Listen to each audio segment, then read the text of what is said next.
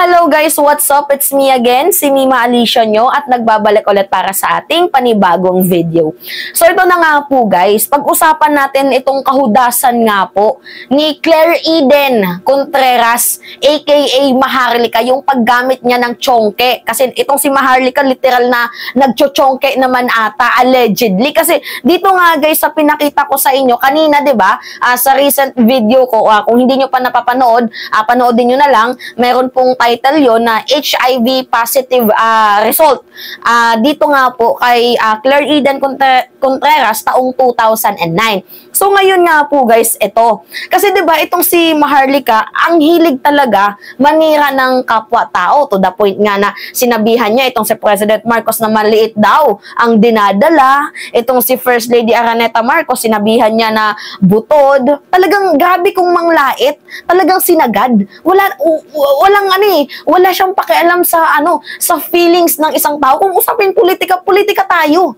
Kaso guys, masyado na siyang name-personal. And thank you naman sa nag-send sa akin ito. And so far, kung noon, lagi kong kinoconsult ito sa aking lawyer. Pero ngayon, hindi ko naman hindi sa kinoconsult sa kanila. Pero hinahayaan nila akong mag-speak up. Kasi total, mapanira din naman si Maharlika eh. And ibulgar na din natin yung kanyang pagkatao.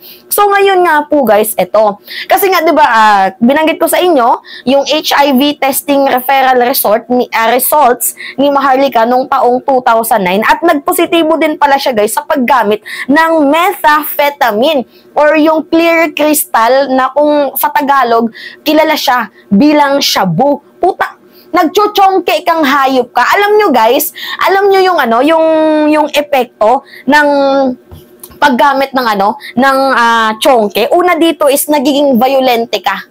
Tapos nagiging psychosis ka din. So alam nyo guys, yung pagiging violente, si Maharlika na yun. Yan guys yung naging epekto na sa kanya ng paggamit niya ng shabu, allegedly. Kasi ito yung sinend sa akin eh. Ito, nandito sa papeles na to, hindi ko to ginusto, wala akong balak manira, wala akong balak kalkalin niyang buhay mo, pero kusa sa aking sinend. And syempre, siguro ito na din ata yung gustong malaman ng taong bayan. Hindi ko alam kung sa akin lang isinend or sinend din sa iba, pero nung November 3 pa to guys eh. November 3 pa to. Nakita ko lang siya nung nakaraang linggo kasi nga, 'di ba, kagaya nga ng sabi ko sa inyo, hinahanap ko yung tracking number, yung message sa akin dito nga po sa aking silver play button.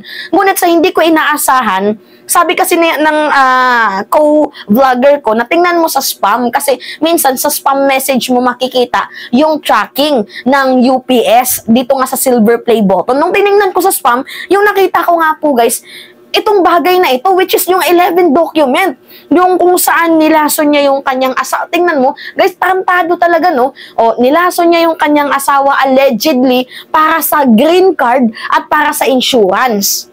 Tapos, nagpositibo siya sa HIV. So, ngayon, ang hamon nga natin sa kanya, kalampagin nyo, guys, na sana magpa-hair follicle test siya at magpa-STD test. Hoping sana na mag-reply sa akin si Yuna. Kasi minessage ko na baka meron kang document na baka nagpa-STD test nga itong si Maharlika.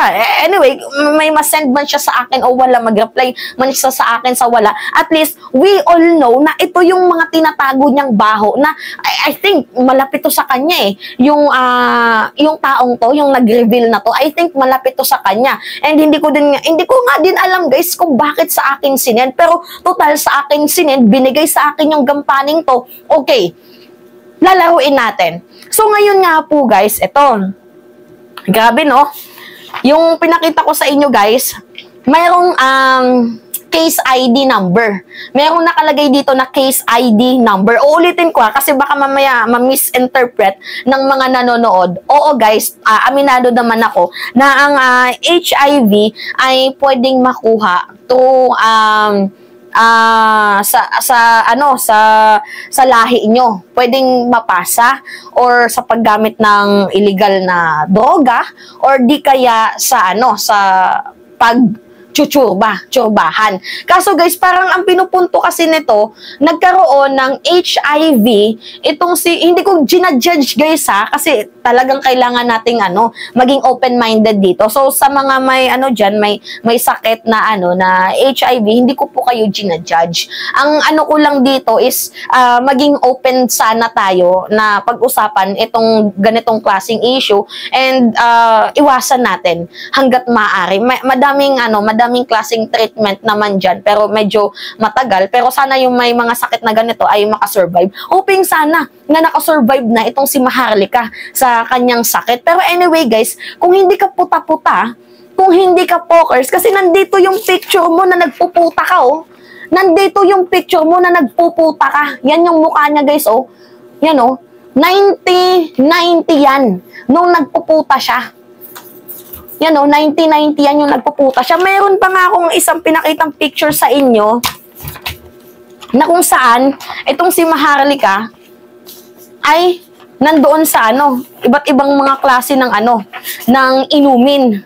Kasi yun talaga yung trabaho niya and napatunayan natin yan kasi madaming mga vlogger din pala ang nag-reveal na itong si Maharlika ay nagtatrabaho daw doon sa Cubao and nagtatrabaho sa Cebu para magpakaputa.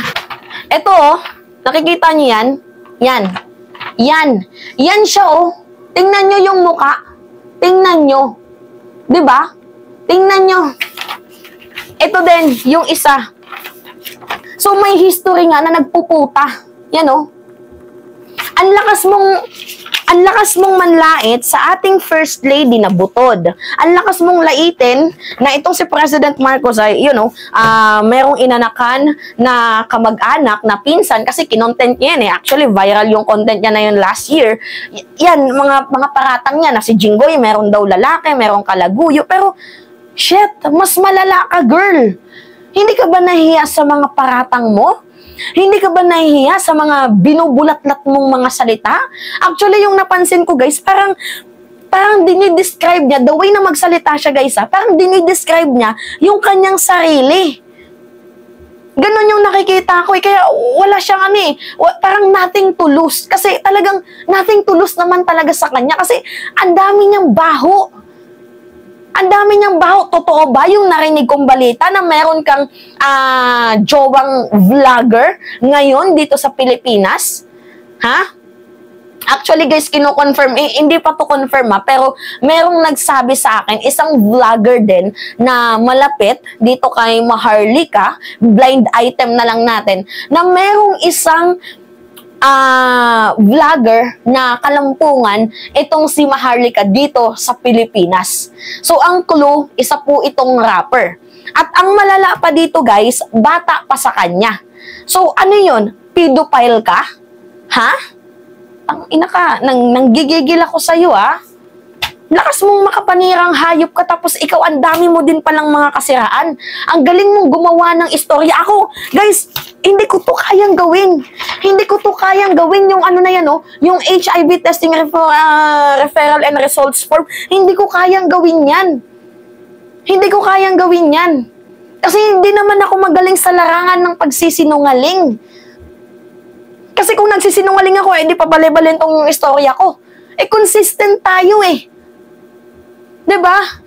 Siya yung pabali-balentong. Paano ko nasabi? Nung interview niya kay Bakla. Basta yung attorney na Bakla. Ano yung sabi niya na si President Marcos daw nandaya. Pero yung interview niya dito kay Vic Rodriguez, kasi sinabi naman ni Vic Rodriguez na wala namang dayaan, bigla din siyang kumambyo. Ang sabi niya, naniniwala naman daw siya na naging presidente na totoo itong si President Marcos. See? Siya yung balentong. Ako, never pa akong nagkaroon ng history na nagsinungaling sa inyo. Kasi lahat meron tayong reference. Meron tayong ebidensya. Hindi ko magagawang magsinungaling sa inyo. Dapat nga dito kay Maharlika, dinideport Alam niyo kung bakit? Yung nilason niya yung kanyang asawa allegedly gamit yung opioid at anti-freeze. Na hanggang ngayon, hindi ko pa din alam kung case closed na ba yun. Sko po, niloloko mo din kami. Kasi may asawa ka, tapos bakit well, sige, sabihin na lang natin na matalas yung dugo ng Pinoy, pero bakit hindi kamukha ng asawa mo yung anak mo? Hindi kamukha ng asawa mo yung anak mo. Bininyagan guys yung anak niya mag-isa kasi nga, that time, tinege niya na allegedly ang kanyang asawa. Hindi ko na isasama. Doon yan guys sa circus taong 1996 kasi 1995, if I'm not mistaken, mga September ba yun? Tingnan ko nga. Kasi dalawa yung dalawa yung autopsy. Dalawang beses pina-autopsy yung kanyang asawa at taong 2011. So, I think, nag-away-away ata yung pamilya nila just for the insurance. Pero yung naunang autopsy is talagang sinasabi ni Yuna na yung naunang autopsy noong 1995 is nilason nga. Tapos nung taong 2011, pina-autopsy ulit. Hindi natin alam kung bakit pina-autopsy ulit kasi yung nandito lang sa akin na autopsy is yung taong 2011. Pero bakit dalawa? Bakit dalawa yung yung autopsy? Naghahabol ka ba sa yaman? Ha? Naghahabol ka ba sa yaman? Diba? Tsaka bakit hindi ka mukha ng asawa mo to? Ano yun? Nakikipaglampungan ka sa iba? Habang meron kang asawa?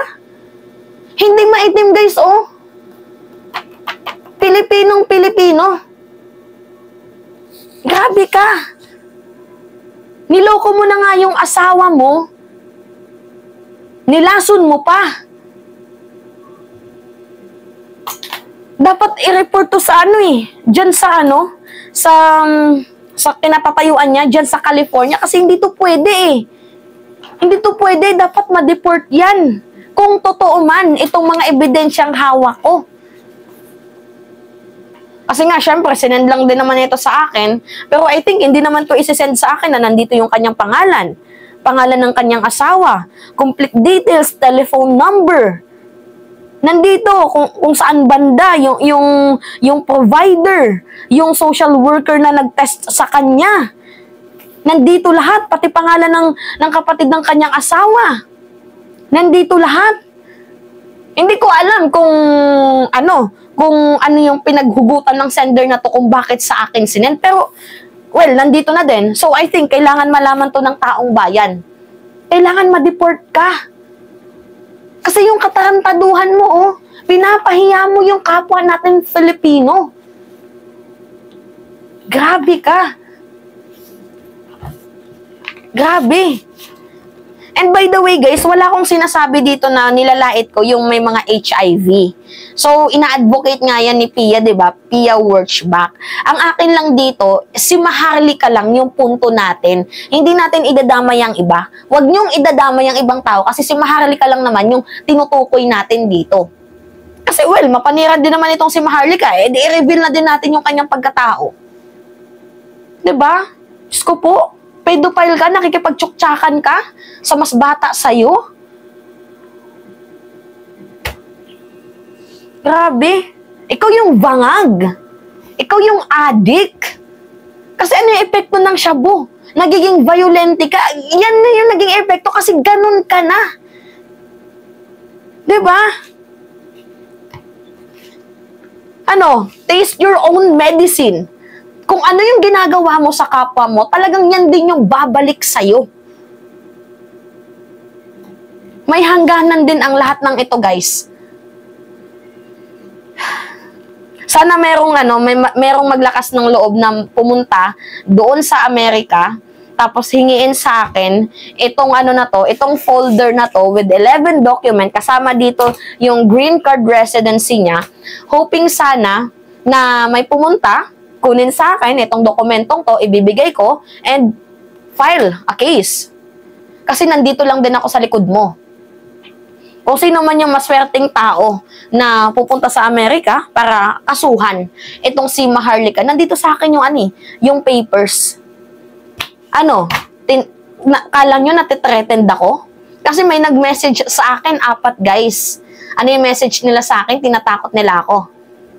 Alam nila yung address ng bahay ko. Tinatakot nila ako. Pero okay lang. Wala akong dapat katakutan. Kasi in the first place, bakit ako matatakot? Bakit nila ako papakailaman kung alam naman nilang hindi totoo? Pero kung totoo at natatakot silang mabulgar, etong kanilang mga baho, talaga nga namang tatrabahuin nila ako. Pero, do you think I am threatened? Ulol. Hindi ako matithreaten kung ikaw lang yung kalaban ko. Babae sa babae? Wag ako. Binild up mo ako, na sinabihan mo ako noon na magaling ako, pero yes, magaling ako kasi ako yung sisira sa'yo. Ako yung magiging tinik sa lalamunan mo. Ako yung wawasak sa pagkatao mo. Hindi dahil sa mga peking dokumento kagaya ng ginagawa mo, bagkus nang dahil sa mga dokumentong ito. Kasi hindi ko gawaing magsinungaling. I'm not like you. Girl, may kredibilidad akong tao. Hindi ako nababayaran ng putyo-putyo lang. Grabe ka. Grabe ka. Abuso ka na. Dinamay mo pa si Mel Robles. Diba? Dinamay mo pa yung ibang mga tao. Yan yung yung pag-iisip ng pagiging vangag. Diba? Pati yung mga asawa ng mga politiko na hindi naman sangkot dito, si Cheese, si Hart, si Jinggoy, dinamay mo na. Tapos ikaw pala yung may malalim na tinatagong baho. Oh my God. Kadiri ka. Ayoko man itong banggitin guys pero gaano na kaya karami ang mga nakapasok dyan sa kuweba mo, sa kipay mo? Kasi ang landi mong tao May kalampungan ka, mas bata sa'yo, pedophile ka. Sko po.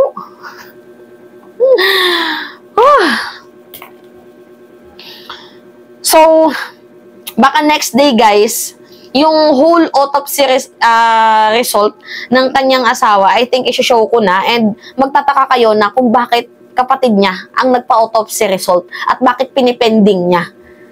Diba? Magtataka kayo doon. So, ayaw mo bang malaman na ikaw nga ay nilason mo ang iyong asawa, allegedly? Kasi, pwede mo namang sagutin tong mga tanong natin na to. Pwede mong itanggi, pwede mong sabihin oo or hindi. Pero nakadepende pa din yan sa'yo. Kasi ako, nagtatanong ako kung totoo ba tong mga dokumentong sinend sa akin. Diyos ko ka. Malandi kang hayop ka.